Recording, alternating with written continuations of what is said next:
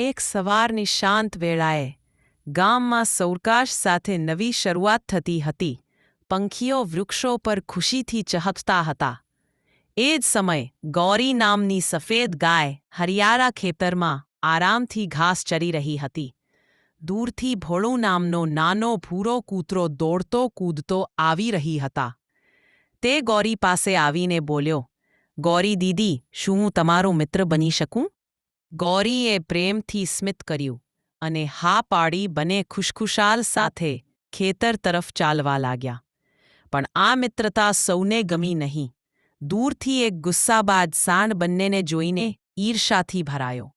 તે ભોળાને ડરાવતા બોલ્યો, "તું ગાયનો મિત્ર બની શકે નહીં." ભોળું દુઃખી થઈને માથું નીચે કરીને દૂર ચાલ્યો ગયો. ગૌરીએ દૂરથી ઉદાસ નજરે તેને જોયો. બીજે દિવસે આકાશમાં કાળા વાદળો છવાઈ ગયા.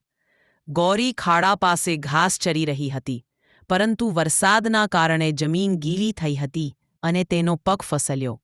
ગૌરી સરકીને સીધી ખાડામાં પડી ગઈ.